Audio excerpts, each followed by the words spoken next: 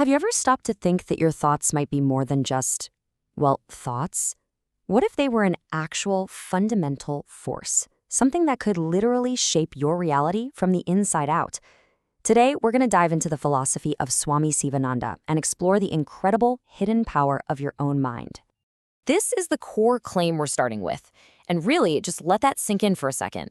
This isn't saying thought is a powerful force. It's saying it's the greatest force. It suggests that what's happening inside your head isn't just mental chatter. It's the most powerful, creative, and, potentially destructive tool you have. Okay, so here's where it gets really interesting. The philosophy asks us to imagine our thoughts not as these abstract, invisible things, but as tangible, living entities. And that one simple question, well, it changes everything. It opens the door to a completely new way of looking at our own inner world. So let's explore what the text calls the physics of thought. And I'm not talking about some cute metaphor here. We're talking about the idea that thoughts have actual, tangible properties, like gravity or light, and that they operate according to their own specific laws. Get this. According to this philosophy, a thought is literally faster than the speed of light. While light zips along at an incredible 186,000 miles per second, a thought is said to be instantaneous. It's like your mind is a universal wireless machine, broadcasting your thoughts anywhere in the universe in no time at all. So what exactly is a thought in this view? It's defined as a living force. When you have a thought, you're creating real vibrations in something called manas, a universal mental atmosphere that supposedly fills all of space, kind of like an invisible ether.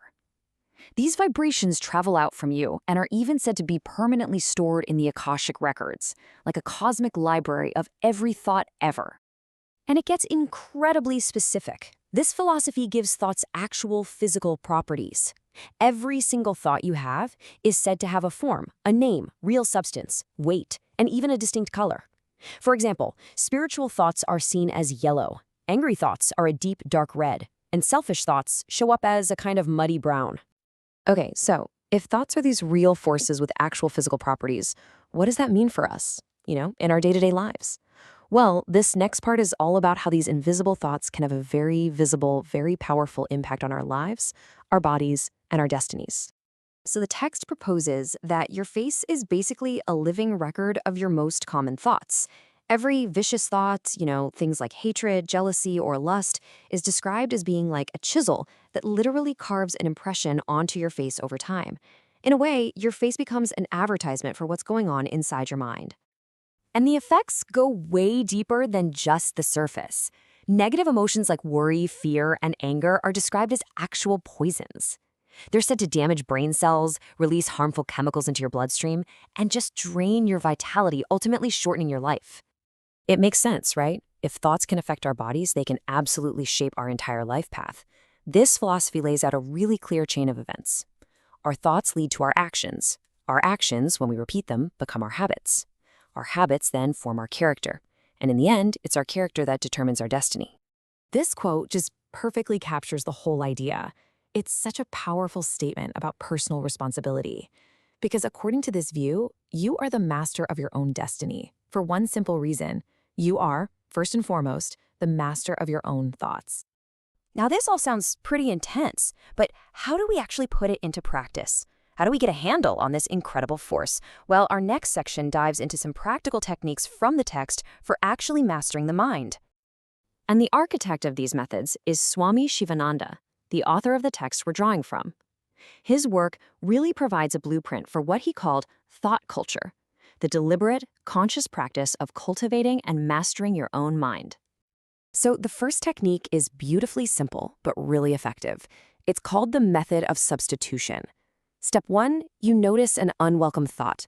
Let's say it's hatred or jealousy. Step 2, you deliberately, consciously bring up its opposite, in this case, love or compassion. According to the text, that positive thought is like a powerful antidote that just neutralizes the negative one. Here's another great mental model, Napoleon's method. You imagine your mind is like a chest of drawers. So when you need to think about a specific topic, you mentally open only that one drawer. When you're done, you consciously close it before moving on to the next.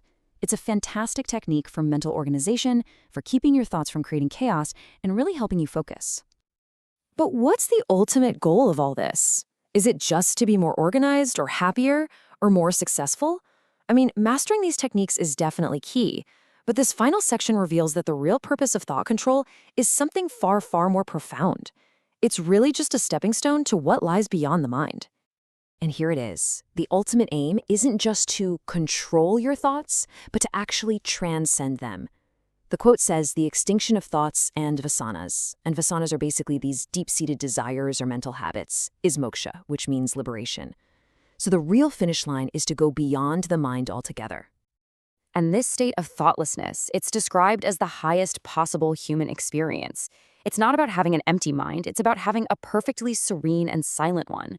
When all that constant mental chatter finally stops, the text says the timeless reality, your true self, or Atman, can finally shine through, and that reveals a state of just pure consciousness and bliss.